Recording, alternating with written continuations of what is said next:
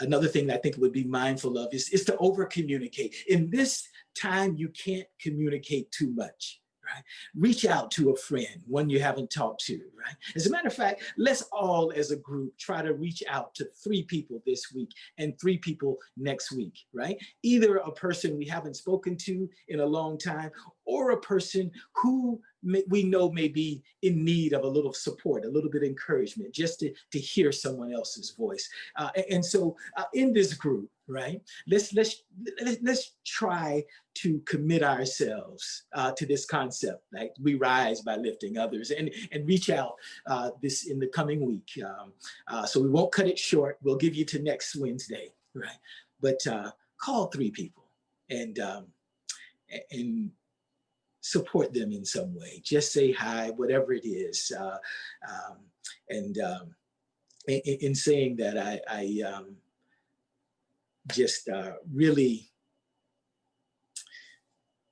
it's challenging what we've been presented, but it also gives us a great opportunity to reset. I think it was Churchill who said, never waste a good crisis.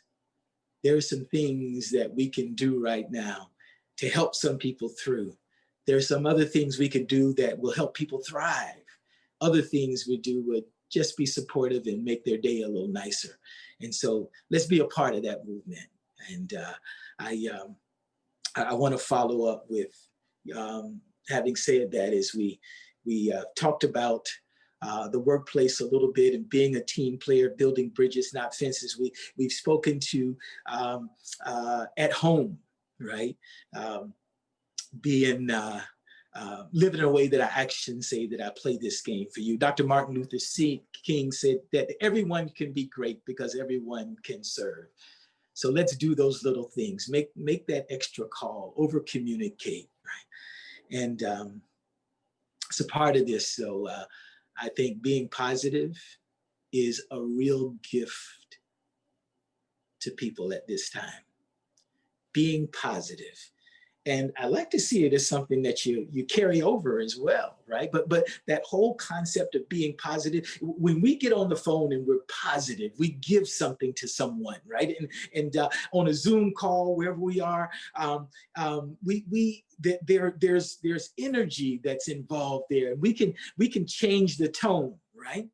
And I want to maybe just share a little concept that I talk to my kids about, and that is neutral is negative. What do I mean by that? Well, when I always told our kids, when you go to the park, especially if you see that there's a young, another kid who's there and they're by themselves, right? Always go over and say something to them, say hi, and see if they would like to play, see if you can include them. And in this, on several days, I can remember walking back from the park and beginning to question the girls and kind of seeing that disposition in them change a little bit and say, girls, why didn't you say hi to the little girl? Right? And they said, but Dad, she was playing on the, well, I mean, it would have been nice just to say hi and just invite. She may have liked to have played with you guys as well, right? And as we go through that, right, they did all dad. And then the big thing was like, Dad, I didn't do anything wrong. And that's when I would respond, no, that's exactly what you did wrong. You did nothing. See, neutral is negative. Neutral is apathy. It's I don't care.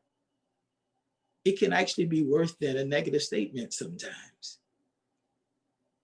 Neutral is I don't care. So it's positive or nothing.